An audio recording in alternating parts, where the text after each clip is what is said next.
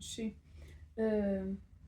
በነገራችን ላይ ሰሪ በትባት ጾታ ተጽፎ ግን ለእንስት የእንስትን ካራክተር ይገልጻሉ ነው ከሚገልጹ በጣም ከሚገርሙኝ ግጥሞች አንዱ የጸጋዬ ምልሽ ጸጋዬን እንዲህ ካራክተሩንም ሳየው የጻፋቸውም ከዚህ በፊት የጻፋቸው እንደዚህ ጂኦግራፊካል ሂስቶሪካል ባክግራውንድ ያላቸው ግጥሞቹ በጣም ከባባድ እንትኖችን የሚያነሱና ሀሳቦችን የሚያነሱና እንደዚህ አይነት ግጥም ደግሞ ለእንስት ሲጽፍ ከዛ ደግሞ ይሄን ያህል ደግሞ የእንስትን ካራክተር ያገኛል ብዬ እንደው እንትና አልልምና በጣም የገረመኝ ግጥም አለ ተወኝ ይላል። ላታስታምም አትመመኝ፣ ላትወስደኝ አታንጠልጥለኝ፣ ይቅር አንጀቴን ቁረጠኝ፣ ጋሽዬ አልወድሽም በለኝ፣ እጅ አልበል አታባክነኝ፣ እባክህ ወንድ ነው ቆራጡ እንትፍ እርግፍ አርከተወኝ።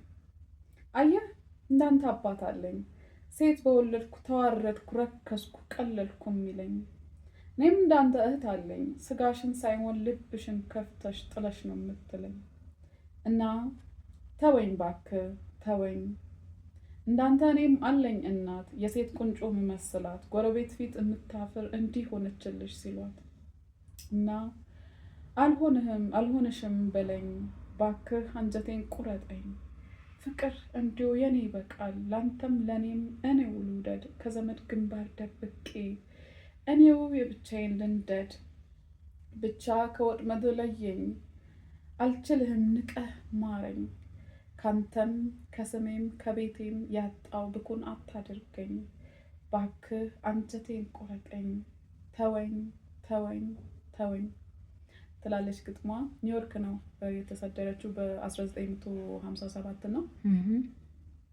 እዚህ ጋር አንድም የማህበረሰብን ለእንስት ያለውን ስነ ልቦና ያለው ከዛ ደግሞ የእሷ ለምን እሷ አትተውም ብለን እናስብ ይሆናል። በኛ ባለንበት ማህበረሰብ በኛ ባለን የስልጣኔ በዚህ ዘመን ማለት ነው።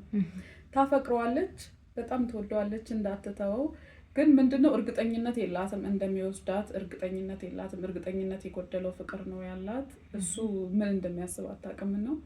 ሙሉ ስልጣኑን ለሷ ትሰጣለች እንደሚሆን አድርግ የሚለውን ሙሉ ስልጣን። ይሄ የእንስትነት ሶፍትነስን አያለው እዚህ ውስጥ ነው። በጣም የምታሳዝን አይነት ካራክተር ናት። የማህበረሰቡን ጫና በአባት በእህት በእናት አድርጋ የምታነሳው ነገር አላት እና በጣም አንጀት ትበላለች። ይሄ እንዴት ነው በእርግጠኝነት የጎደላት በሱ ፍቅር አሁን ምንድነው ብቻ ከወጥመድህ ለየኝ የምትለው እንትን አላት። እጅ አልበል አታባክነኝ ትላለች እና ማለት በቃ በጣም ስስ ናቸው። ይሄ የእንስትን ሶፍትነስ ስስነትን በጣም የሚገልጹ ስሜትን የሚገልጹ ናቸውና እንደዚህ አይነት ግጥሞች በወንድ ሲጻፉ እንደው በዛ ላይ በጸጋዬ አንቺ ይገርምሻል፣ እኔ አይገርመኝ እና ግሩም ነው። አንብቧት።